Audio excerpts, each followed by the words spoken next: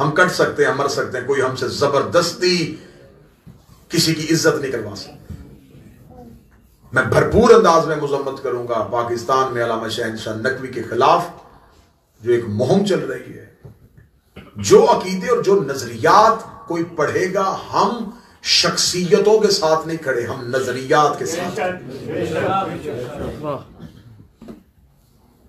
اس قوم کی نا اتفاقی نے یہ وقت دکھائے کہ جن کو بات کرنے کا سلیقہ نہیں تھا وہ آج ہمارے منہ کو آ رہے ہیں۔ اس کا مطلب ہے کہ کسی نے گھر سے گنجائش دی تو دشمن نے چار دیواری پھیلانگی ہے۔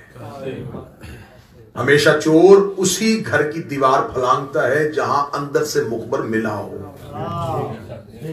کوئی مخبری ہوئی تو سب کچھ ہو۔ میں بھرپور انداز میں، کیونکہ یہ مجلس صرف یہ سامنے بیٹھے ہوئے افراد نہیں سن رہے، پاکستان کے طول و عرض میں اور پوری دنیا میں اس مجلس کو سنا جائے گا۔ ہمیں وطن عزیز پاکستان کا امن اپنی جان سے زیادہ عزیز ہے، لیکن میں مخاطب ہوں اپنے اہل سنت سے۔ ایک عرصہ دراز سے ایک تکفیری ٹولہ اہل سنت کے جذبات کو ابھار کے اپنی من مرضی کے مقاصد حاصل کر رہا ہے۔ وہ مقاصد کیوں حاصل کیے جا رہے ہیں؟ جان بوجھ کے کل تک تو یہ آپ کی جان کے دشمن تھے، جو آج آپ کے سگے بنے ہوئے ہیں۔ میرے اہل سنت بھائیوں، ذرا تھوڑا بیدار کر کے، کل تک تو یہ آپ کو مزاروں میں بم دھماکے کر رہے تھے، یہ آپ کو صلی اللہ علیہ کا یا رسول اللہ نہیں پڑھنے دے رہے تھے، یہ یا رسول اللہ مدد نہیں کہنے دے رہے تھے، یہ درود کے منکر تھے، یہ آپ کو کہتے تھے کہ کوئی اللہ کے علاوہ مدد نہیں کرتا۔ آج یہ آپ کے عقیدے کے سربراہ بن کے آپ کی سربراہی میں جو وطن عزیز میں ایک دہشت گردی کی لہر دوڑا رہے ہیں، یہ ایک سوچی سمجھی سازش ہے۔ میرے ملک نہیں، گرد و نواح کے خطوں میں تبدیلیاں ہو رہی ہیں۔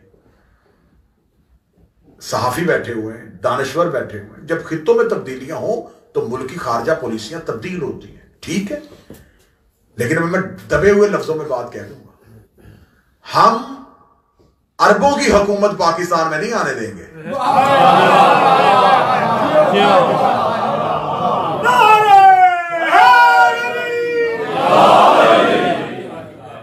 یہ سوچیں کہیں اور سے آئی ہیں، اور یہ سوچ صرف سوچ ہی نہیں آئی، یہ ریال سمیت آئی ہے۔ میں کہا صاحب ٹھیک ہے، یہ ریال سمیت سوچ آئی ہے۔ میرے ملک میں ایک نئی لہر کو ابھارا جا رہا ہے۔ بھئی اگر بہت زیادہ شوق ہے تو بیٹھو، بیٹھ کے ڈیبیٹ کرو۔ کس کی عزت کروانا چاہتے ہو؟ ہم سے نہیں ہوتی بنی امیہ کی عزت۔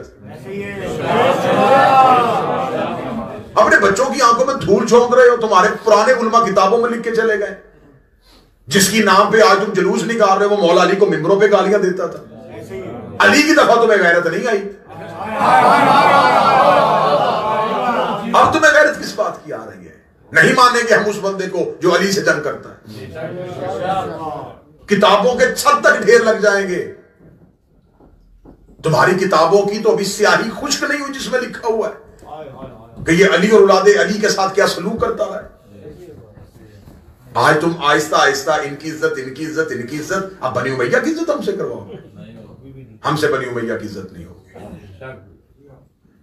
قانون پاس کروانا چاہتے ہو، کون سے قانون پاس کروانا چاہتے ہو؟ پہلے اپنی کتابیں تو پڑھو۔ صحابہ کو نام ماننے سے نہیں بندہ کافر ہوگا، اسے سزائے موت ہوگی۔ ان صحابہ کا کیا کرو گے جو آپس میں ایک دوسرے کو نہیں مانتے تھے؟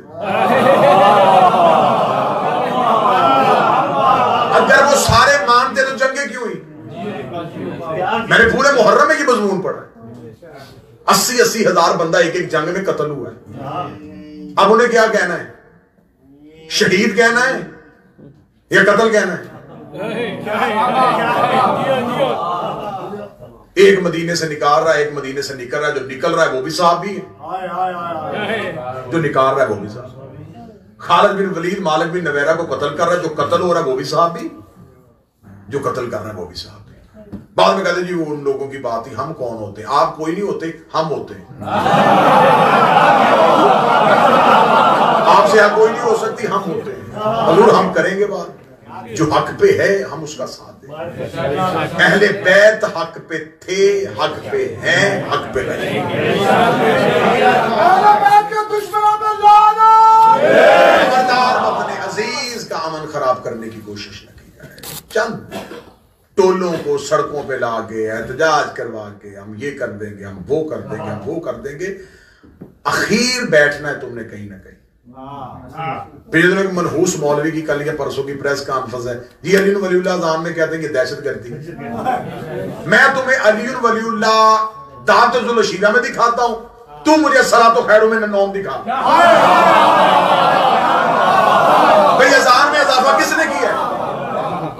ہم تو یہ باتیں بڑے امن کے ساتھ کرنے والے لوگ تھے, لیکن مجبور کیا گیا ہے. اگر علی ولی اللہ اذان میں اضافہ تمہیں دہشت گردی لگتا ہے تو تم نے تو خود یہ بات اصول میں لکھی ہوئی ہے کہ جو کام نبی کی زندگی میں نہ ہوا ہو اور بعد میں ہو بدعت ہوتا ہے.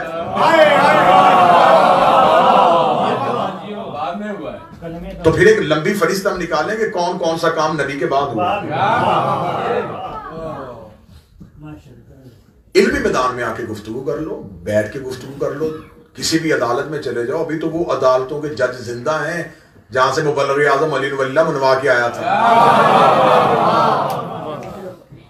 ہم لاوارث قوم نہیں ہے.